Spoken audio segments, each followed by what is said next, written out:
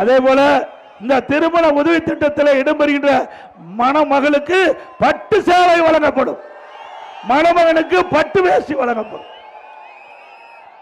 அது மட்டும் இல்ல, இன்னைக்கு கொரோனா காலம், ஒரு வருடம் கொரோனா காலம் உங்களுக்கு நல்லா தெரியும். ஒரு கடுமையான சோதனையான நேரம். இன்னைக்கு காற்றிலே வைரஸ் பரவி பல லட்சம் உயிர்களை இன்னைக்கு நாம் இழந்திருக்கிறோம்.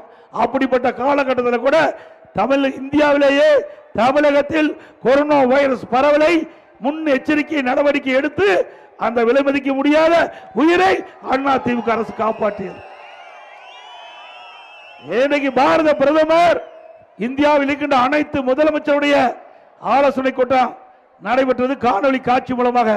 அப்பொழுது பாரத பிரதமர் தெரிவித்தார்கள், தமிழகத்தில் கொரோனா வைரஸ் பரவலை கட்டுப்படுத்துவதிலே முதல் இடத்திலே தமிழ்நாடு இருக்குது. அதே மற்ற மாநிலம் கொரோனா வைரஸ் பரவலை தடுக்கின்ற முறையை தமிழ்நாட்டில் இருந்து நீங்கள் பெற்று அதை முறையாக தடுத்து நிறுத்த வேண்டும் என்று அந்த ஆலோசனை கூட்டத்தில் தெரிவித்தார். அப்படி ஒரு மிக மிக ஒரு கொடிய நோய் அந்த கொரோனா நோய். அப்படிப்பட்ட அந்த கொடிய நோயை வென்று மக்களை காத்த அரசு அதிமுக அரசாங்கம்.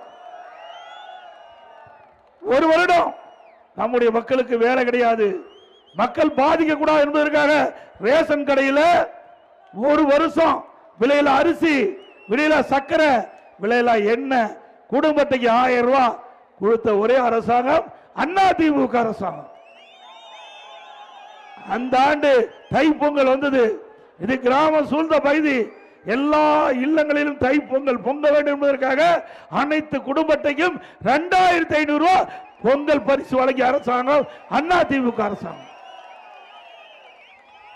இதே போல அம்மா இருசக்கர வாகனம் நம்முடைய கிராமத்தில் வாழுகின்ற சகோதரிகள் வேலைக்கு செல்றாங்க, குறிப்பிட்ட நேரத்துக்கு வேலைக்கு போகணும், வேலை முடிஞ்சு வீட்டுக்கு வரணும். அதுக்காக அம்மா இருசக்கர வாகனம் வாங்குறதுக்கு அதிமுக ஆட்சியில் 25000 ரூபாய் மானியம் கொடுத்தோம்.